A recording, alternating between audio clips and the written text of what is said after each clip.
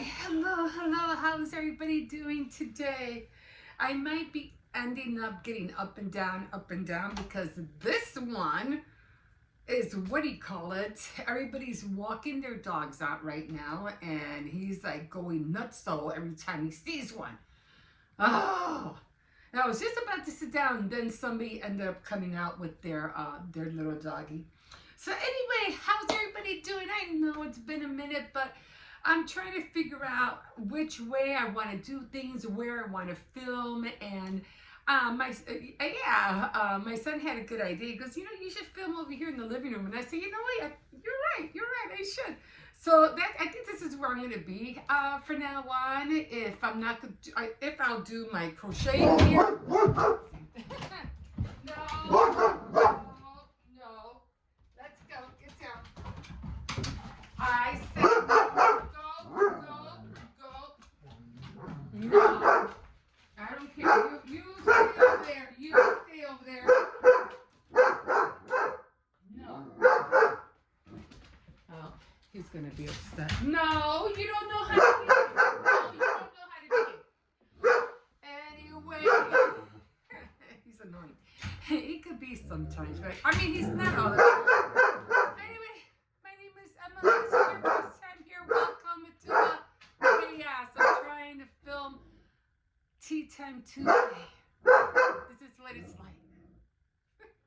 Anyway, I am drinking some True Blueberry tea. I might have to put some in here a couple of times. I noticed this is a very, very small cup, okay? And I also wanted to show you the design of this set had to have come from like a whole set because everything has the same design. So that's what I noticed. So let me show you what it has. So this is, I'm just gonna take it off a little bit because it doesn't belong in this dish. It belongs on a different plate. So let me show you. So it actually belongs on here, okay? And I don't know what it is about these plates, but I love how dishes have their own. It belongs on here. This is how it's supposed to be, all right? But then, if you want to go out and serve somebody like some crackers or cheese, or maybe put some marmalade in there or something, this would be good for that. And then have like a little knife, and they could put the little knife, in there. And then you can always put crackers on here, saltines, wheat crackers, or whatever. Or they could be cookies or pastry, whatever you want. And then you could always take it, let's move a little bit, and that the table is not as sturdy as it used to be. And you could always just place them, whichever way you want on your table, okay? Maybe I'll do it next time when I can. I'll go get some crackers and cheese and all that stuff, or cake or whatever, which I do have cake. I just didn't want to cut up everything right now, which I do have.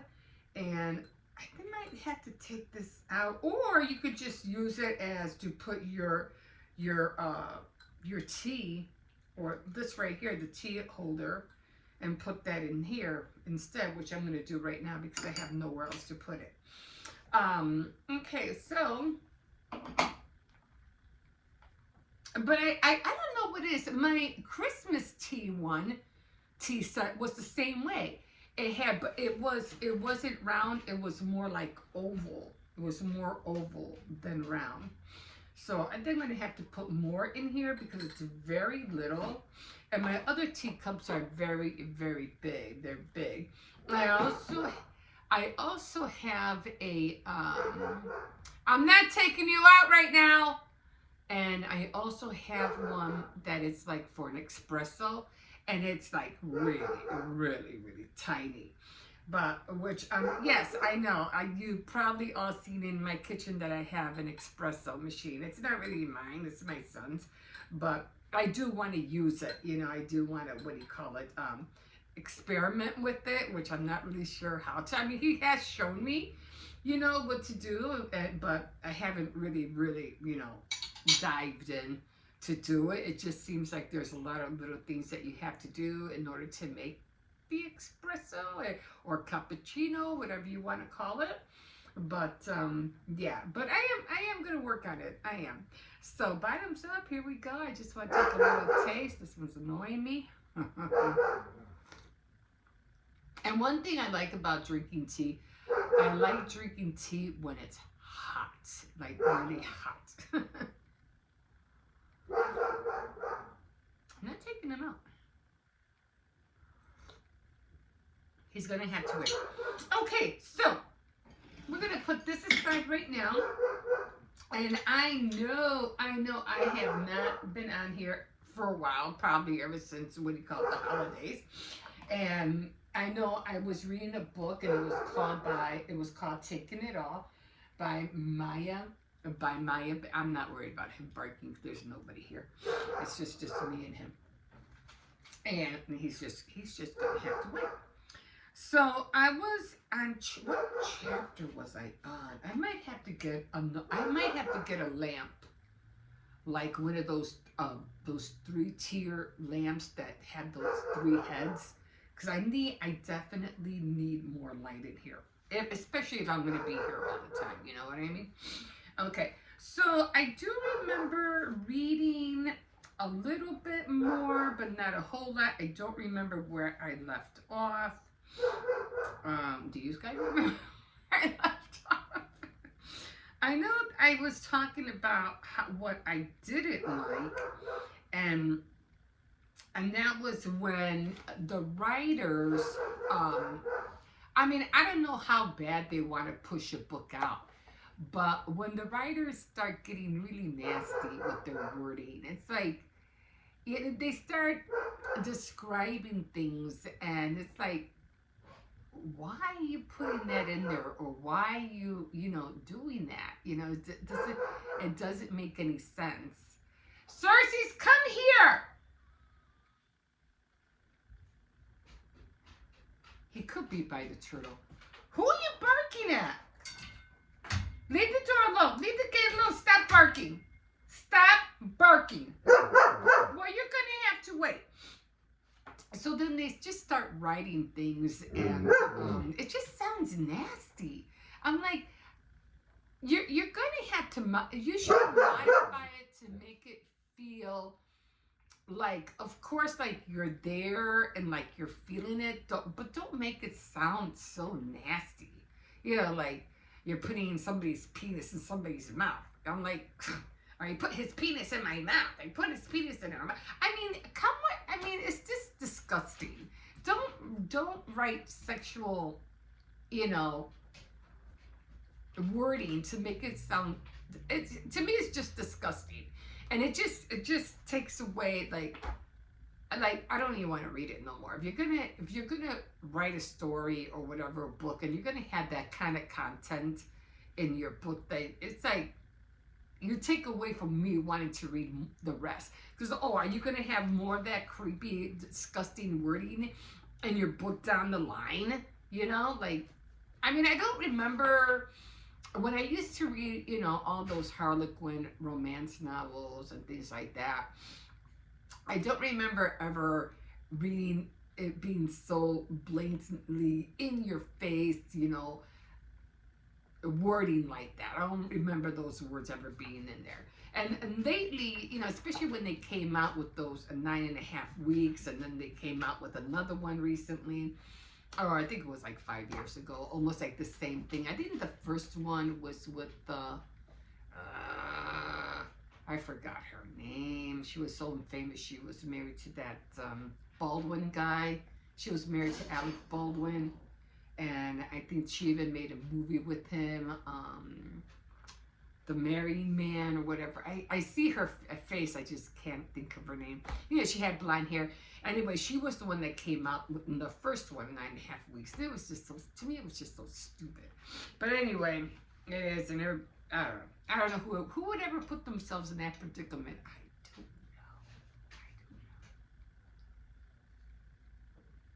I don't know. Anyway, that was just to me dumb.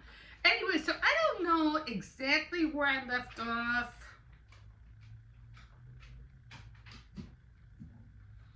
So I know I left. Let me just go to the last chapter, and I'll take it from there. Maybe I can remember. What are you doing? Get out of the room. So, okay. So Tate gazed at Chessie's bright smile as they sat in the corner table of the new steakhouse in the same suburb of Houston they lived in. Okay, it wasn't too far away. What are you eating? Oh, he got his ball. Okay. I don't think I wrote. Oh no, Chessie whispered. Her eyes. Okay, but first he had to comment. No, but first he had to cement his recommitment to her. I guess they went out to eat. They were trying to ignite, or rekindle their anniversary because he literally like screwed it up. I think I mentioned in the book he was they were supposed to have an anniversary dinner and he totally screwed it up, like being late and saying he was on his way. She was there waiting for him and she waited so long that it was like, he's never done this before. And then just to find out he was right next door to the bar with another woman, and that kind of like, what the heck, just made everything bad. And so, even though they went home and everything and they did their business and stuff like that, and the next morning they woke up and they just kind of like, okay, but where are we going to go from here? How are we going to rectify this? How are we going to make things better? Yeah, you did what you did. Yeah, you have your excuse, but it still hurt. It still wasn't right, and yeah, you literally screwed up. And so then they made their apologies to one another and go, well, let's do a makeup. Let's do it over again. And it's like, yeah, you want to make up, but it's just like it's not the same anymore. Like the moment is gone. Like you would literally have to wait till next year, like what I mean. But they tried to do it one more time, and that's where they ended up at that steakhouse, which I don't think it was at the same restaurant. They didn't want to go to the same restaurant because it just would have like, no, I'm not going there. If we're gonna go somewhere, we need to go somewhere different, and redo this whole thing. So that's what happened. Okay, so now he's trying to figure out, okay, how am I going to rectify this? And I think she was with some friends, and her friends are like, their relationships with their hubbies or whatever, her girlfriends, have it a whole lot more better than her. They're not going through problems. On the contrary, it's all bliss, and for her, it's all, doom and gloom all the time. So they're always in each other's business, in other words. So, oh no, Chessie whispered, her eyes suddenly stricken. Her words and expression yanked Tate from his erotic reverie, and he frowned as he took in her obvious distress. What's wrong? He demanded, looking around to see what could have caused her to be upset. Kylie and Joss must be worried, Chessie said anxiously. They knew all about our anniversary plans, and I was supposed to call them this morning to check in. I completely forgot. And Henny's going, don't worry, if you hadn't called them by now, I'm pretty sure, they know that everything is okay. It was obvious that not only his wife's closest friends had been scrutinizing his marriage, but also Dash and Jensen. a fact that didn't sit well with Tate. And it's like, why are these people always in our lives? You know, like, oh, you did this, you did that, and every move they make is like, they're like depicting on everything. He's getting really tired of it. So, he and Dash went way back, and they had relationships with Carson, Joss' first husband. Only Jensen was new to the mix. But all evidence pointed to him being a solid addition to the close-knit group of friends. He made Kylie happy, and of all people, Kylie deserved happiness. I'm sure they aren't worried, Tate said in reassuring tone. The fact that they haven't heard from you is good, wouldn't you think? If things had gone badly, you would have calmed them. I'm sure they take silence as a good thing. They likely think that we're still in bed and we're not, for the fact that I promise you a do-over of dinner. That's exactly that's exactly where we would be right now. So was it at the steakhouse? I'm not really sure now. I don't think I underlined anything else. Otherwise, I would have seen it. Okay, so I know I was going towards it. That's probably where I stopped doing the do-over. And let's see, hold on. Okay, so you're right. She admitted they were just so worried about me. Her features twisted, and she grimaced with her admission. I think that was where I left off. Lord knows I gave them a cause to worry. I seriously thought my marriage was over. I mean, who wouldn't feel that way? Like, you goofed up like big time. Okay, Tate got glunched and took everything he had to sit there in a semblance of relaxed posture, as she stated, so matter-of-factly that she thought her marriage was over. Unable to keep from touching her, he reached for her hand and lifted it to his mouth, pressing a tender kiss to the inside of her palm. Never that, baby. I can only say, I mean, who calls your wife, why do you call your wife baby? Like, no, I don't call your wife baby. You know, don't do that. I mean, that might have been cool. Probably, who knows when this book was done. I don't know. Maybe in the 90s. I don't know. 80s and 90s. But you should have more respect than to call your wife baby. Like, that is just so, to me, that just feels like calling her, like, I don't know, like a lady of the night or something. You don't disrespect your wife and calling her baby. Maybe you're right, like, okay, like, never that, sweetheart, or never that, nor never that, my darling. You know, something more respectful than never that, baby. I mean, it's just, no. I can only say, again, how sorry I am for not putting you first, but I won't make that mistake again.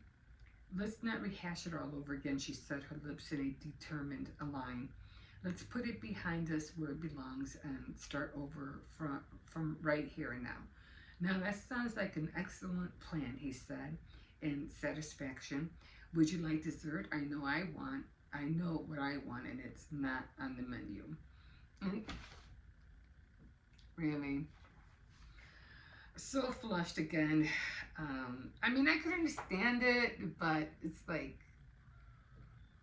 yeah, it's just tacky. She flushed again and she let her hand drop from his hold. Then she shook her head. I'd rather go home, she whispered. Tate held up a hand for the distant waiter before the words were fully out of her mouth. He handed her, I mean, why would you say that? Like, you just put it all through this and all you have on your mind is that? Like, no, you literally, if you're going to start over, you like literally have to start over. You know, like going on a date and you're lucky if you even get a kiss goodnight. And anyway, so she flushed as she lured, and her hand dropped from his hold. Then she shook her head. I'd rather go home. Tate held up a hand from the distant waiter before the words were fully out of her mouth. He handed the server his credit card and watched as he hurried away to total the bill. He drummed his fingers impatiently on the table and he waited for the check to return. The minute the waiter reappeared, Tate scrolled the tip, added it to the amount, and then hastily signed the slip, shoving it aside as he stood. He hovered over Chessie, helping her to her feet as she collected her purse, and then he guided her towards the exit to the parking lot where he ushered her into the passenger seat of the car. And then never said a word in between that time. I don't know. Every time I walk out of a restaurant to a car, even when I was married, we always had words. We always had something to say. He immediately reached for her hand, anchoring it to his in the console between the two seats. Something, maybe, because of the stress of everything, maybe not. Maybe she was just like still trying to take in everything what had happened. Something so small and seemingly insignificant as her touch was something he'd missed. Not until now he realized just how much he missed seeing her, talking to her, touching her. No amount of money or financial security was worth the loss of her love. I love you, he said, glancing briefly in her direction. Her warm smile of complete happiness took his breath away. Already he was planning this evening at home, reasserting his dominance was something he knew she wanted, but was difficult for him. Because of all practical purposes, it should be him on his knees in supplication before her. So, in other words, now the tables are turning. Before, she was always like the submissive wife. Your way will always be, and she was fine with that. She wasn't against him being the leading role of how a man should treat, his woman. I mean, she was fine, but maybe he got tired of it. Maybe, he wanted a change, or maybe, I don't know how long. I forgot how long they were married, but maybe he wanted for her to lead. For a change, and it not always being him, you know what I mean? So sometimes a woman does have to take the reins, because it can get kind of boring because you're always waiting for him to making the move, and always waiting for him to make the move. Well, why don't you make the move once in a while, and stop making him guess that that's what you're trying to do. Make it like, how would you say it? Like, to the point. Make it know that's what you want, Don't try to beat around the bush about it. That would just be annoying. Okay. So, never that, baby. Okay, where was I? So all right. Tate held up a distance, or I forget where it was. I'd rather go home. Okay. I think I was on this side. She scrolled. Okay. He immediately reached for her hand. I love you. Okay, that was past that. The dominant, because of all the practical purposes, should be him on his knees in supplication before her, begging her forgiveness all over again, not her kneeling in submission before him. But his dominance was not something that she wanted. It was a need for both of them, because I guess she was used to it. And getting back to the roots of their relationship was essential for the peace of mind for both of them. It was important for that just Chessie felt safe and secure in their marriage once more. Tate would do whatever necessary to ensure that her happiness. When they pulled onto the concrete drive, Tate came to a stop outside the garage where Chessie's Mercedes SUV was parked, and he cut the engine. Okay, well, I'm going to leave it there. So I got a feeling they had some words. When she had opened the door to get out, he squeezed her hand and told her and squeezed her hand to hold her in place. Go inside to the bedroom, undress, and kneel on the carpet in front of the fireplace and wait for me, he said, injecting a note of authority into his tone. Her eyes widened, hope spreading the wildfire through her expression. Then her eyes became half-lidded, and smoldering desire replaced the momentary surprise. She exploded a sigh, soft sigh, one of relief, as though she waited for just this event. The moment when he retook the reins in their relationship, shame crawled up his neck and spread to his chest, tightening until he could barely draw breath. No wife, regardless of whether she was in position of submissiveness or not, shall ever be faced with a failure of a husband. Yeah. Okay, so I'm going to leave it there, and I'll try to read more of it. Like I said, he has a lot, like, if and when something like that ever happens, I mean, I've had, when I was married, yeah, sure, I always had a few of my suspicions that my husband would, linger off and do this and that, but then he was always talking with a lot of, women and men, and even when we ended up owning a building, we had some tenants that were girls, and they were all young. And him being the landlord, he was always talking with them. And I have to admit, that kind of like got me jealous, because he would talk to them like for a long time. And like, all you had to do was just collect the rent. Why do you have to be up there so long making a whole conversation? Like, what the hell? But that's been long gone. But, there's just little things that I guess we take for granted, that we want our partners to behave a certain way. And then when they don't, we kind of like don't know where we stand. And then when they step out of that line, when they're doing something that is right, and then they step out of it and it becomes totally something different, and then you're like your insides just like all of a sudden like get disconnected from your brain, and then things turn bad. Like, you don't know what's going on, what's happening, why is this happening, and all of a sudden wrong things happen. You start making up stuff, and you start blaming, and then it just turns into something that probably wasn't even there.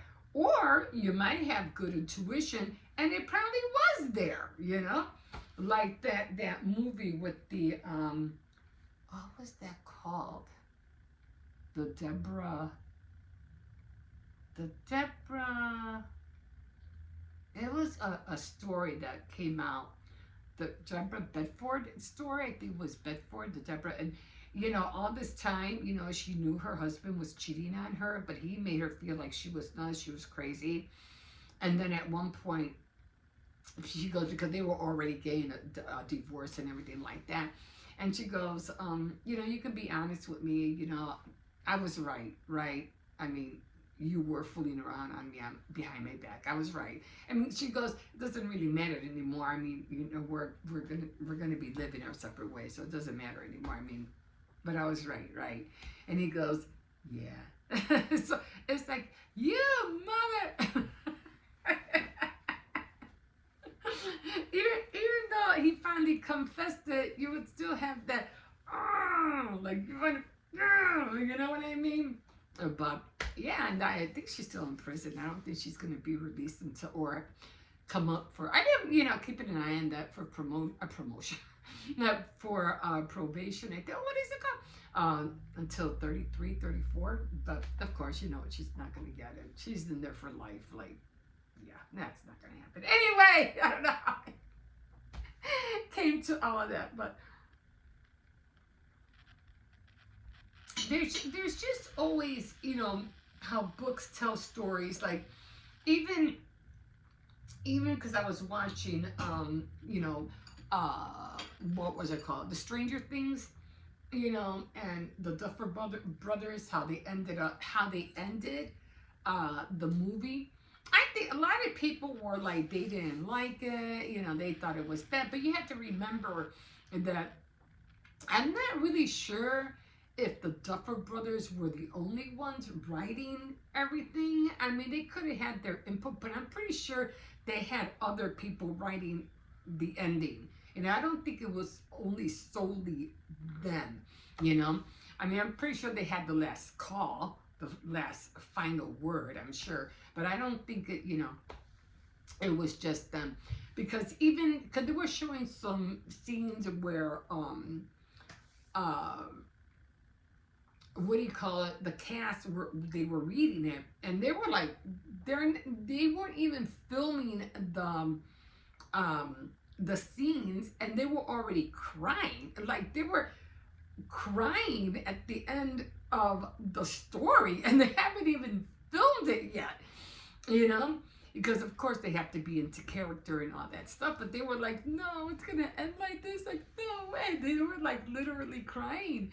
So that was like, and see, that's the kind of story you want. They did deal with a lot of emotion, so they really knew how to trigger emotion in that movie. Like, and I've never really saw the Never Ending Story, and I was trying to figure out, because that song, how does it go?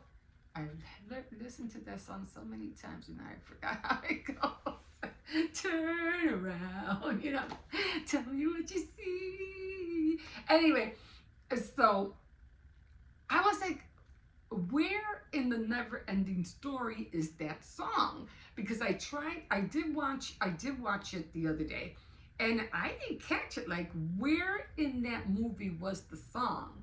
So, and I Googled it. I go, where in the movie was the song Turn Around, whatever? In what part? And it was in the beginning, and then it's in the end. And I said, but I watched the whole movie. I didn't pick that up anywhere. Like, where was it? So anyway, I might have to just, watch it again. I did watch it partially because I'm always doing something. So I would come back, watch it, do something, come back. I would just leave it on and listen to it. But it was the same way with that. It was very interesting. And it was also interesting because in that movie, I guess I have to watch it again, and I also want to watch the Never Ending Story too. So, but in that film, they were also talking about gates. Oh my God, my dog's gonna go nuts. So the UPS truck is here. Dun dun dun, and he knows right away. Yes. As soon as they open the door, he knows. But I still have to watch that again. So it's going to be interesting. Oh, shoot. I just threw it. Is it still hot? This is one thing I don't like about the tea in here and this thing, because it gets cold right away. And I would have to use my my little lighter, the one that I bought to be outside, which I never had a... Time just flies around too fast. And I just wanted to be outside. But then it would get dark so fast, and then I'd get really spooked. Because I'm always scared somebody was going to come around the corner by the gateway, I would get really spooked. And then I never mind going in. But anyway, so yeah, so it was, like I said, I really want to watch it again and try to see, what I was missing. But what I did like about that movie was they also had gates. There was like, oh, you have to go through this gate or you have to go through that gate. And it just seems like, the stories all were kind of like falling in line with the Never Ending Story. So, but I guess when it comes to storytelling, I guess you really do have to put all that in there, the drama, the excitement, the more of anything, the emotion, like really feel, what they're feeling, or really feel, what they're going through. And if I can cry at the end of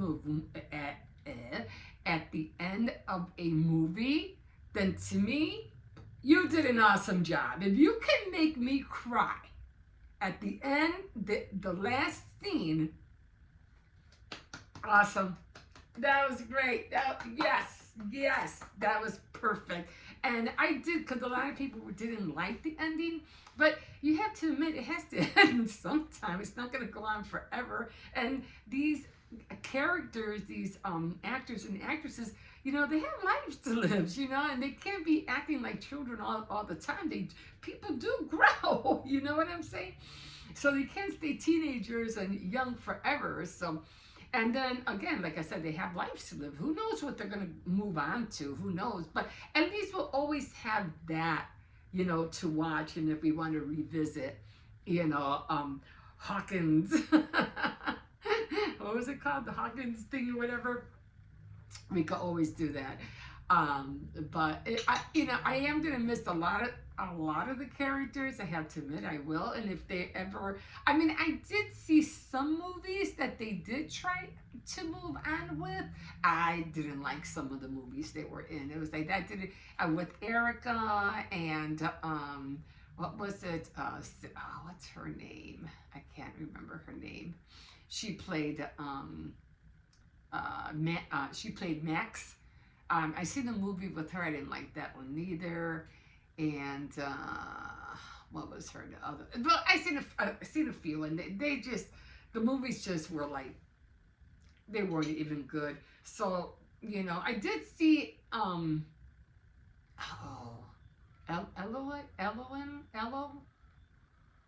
with what was her name? With Jane, Jane Hopper. I forgot her name, but it wasn't Eloise. It was Ilona, something like that. I thought that was good. And then the damsel, she was good in that one too. And the other one, she was playing like a Sherlock Holmes kind of girl. That was good. I liked it. I think I watched both of them. I think. But and I said, because she has that British accent, she's from the UK. I'm pretty sure she has that look, so I'm pretty sure she could play anything like from the 1800s, 1900s, like that. She could probably even play Victoria, or maybe Queen Elizabeth, or even one of those girls. But again, I think when you're gonna tell a story, it has to really like bring you in to what they're trying to convey to you or to show you. Like there's a place that we might not be able to see it here in real life, but it could take us away and we can live it through another world in another time, whether it's the past or whether it's the future or whether it's the present time, contemporary. But we get to experience what that person's trying to convey, So storytelling is very, very, very much, it's always going to be around. It's very intriguing, for writers to come up with something like that. For me right now, even as I'm watching different things on Netflix, I can't find anything better than Stranger Things. I really can't. I'm looking, and I still haven't found anything that even comes remotely close to it. So, yeah. Until, E.T. is something that I'll never forget. I always like watching, something that's away from the norm. You know what I'm saying? They did try to do some other movies like with the past, retro, but it just isn't the same. Like I was trying to watch The Chemist, and I think it was on Apple TV. She was a chemist, and she ended up being a cook. I only saw like 3 episodes, and they killed it. And it was like in the 1940s or something like that. Totally. They screwed. I think it could have been a lot more better, but they totally screwed up. Even if it's a documentary like Julia and Julia. Julie and Julia, or Julia and Julie. Remember, she was doing all the cookbooks from Julia. Um, and that was good. I mean, I could always watch that with Meryl Streep. I could watch that movie over and over and over again because it was real. It was based on a true story. So things like that, and you feel what they're going through, you know. So, but that because this was all made up fantasy creatures, you know, the Mind Slayer and all that stuff, the Demogorgon, and you know everything that happened in that lab. And then you even when it came to watching Penhurst, and it got me to thinking, wait a minute, that's in Indiana, right? It made you feel connected because that place was a real place. Penhurst was an asylum where they kept, you know, a lot of crazy people in. You know, of course, I don't think it exists anymore, but it was real, you know, and it was in Indiana. And Hawkins, Indiana, I think. Not Hawkins, but it was somewhere around there. But it was something that really existed. So it kind of like it connects you. You know what I mean? So I thought that was awesome. So I don't know what's going to happen. I don't know if the Duffer Brothers are ever going to come up with anything new. Or if this is it, they're done, because I don't know how much, what else. This is, to me, it was like it was a shot in the dark, and they killed it. They killed it, and I don't think they have another one like this in their pocket. And if they do, they don't have that much time to dish it out because they're already getting older. It's like, you did it was awesome, it was great, relax, enjoy the fruits of your labor. Like, go in peace, enjoy your life. You know, you did it. You gave us an awesome series, and no one could beat that unless it's like another, 10, 15 years from now. But you did, kudos to you, did a great job. Great characters, great story. And again, I love the ending. I could watch the ending over and over again. Again, it just made me cry. And I was like, oh my God, Because again, it was an era that I lived. It was an era that, I mean, when in a lifetime can you experience an era twice in a lifetime? You know what I'm saying? I lived it. I was in that. All the even though they never showed a fire hydrant with water, going under the fire hydrant with water, but I lived the going to the malls and, just be skateboarding. I used to skateboard all the time, and just having friends and meeting with friends, whether it was in the basement or the attic. We used to do that all the time. We used to just hang out, riding bikes all the time, keeping up with our friends and stuff like that. We lived throughout that. One thing that two things that they didn't take, and and even the pudding packs. I remember those, It just took me back, in the music. It was awesome. And one thing they never showed, which did exist, and it was the fire hydrants, where we used to be under the fire hydrant, and they used to put the fire hydrant water so high, you used to go under them. And then there was a roller skate hockey on the streets. They never showed that, but that did exist too back then, and that was awesome. So many things, you couldn't hit it, but the trick-or-treating part, the Halloween trick-or-treating, I mean, all that was, and the movies they showed, that were in that time, and it just took you back to that place. And of course it made me emotional because I came from that era, so of course I was like totally attracted to it. But I'm like, again, how many times can you share an experience like that twice in a lifetime? Not only the first time, but a second time around. You just can't, So to me, that was so awesome. And, they did an awesome job. I mean, I still liked, I don't know, what was it?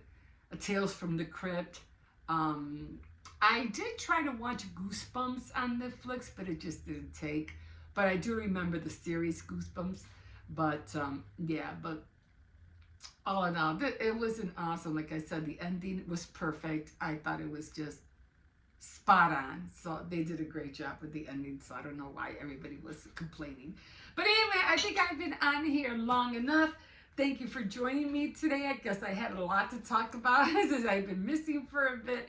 So, yeah, I'm going to try to read some more chapters and let you know how, try to find out what happens to this couple, whether they're going to make it, they're going to stay together, or are they going to get a divorce. But I got a feeling, excuse me, I have a feeling she might leave him and just be on her own and just, you know, I don't know. It's going in a weird direction, so I don't know. Or she's going to take the reins and she's going to save the marriage. So we'll see how it goes. Anyway, thank you for joining me. You can always like, subscribe, definitely comment if you want to see me continue with this. I enjoy doing it. I think it's a lot of fun for me, and I hope you enjoy it as well. So with that being said, thank you again, and we'll see you next time on Tea Time Tuesday. Bye.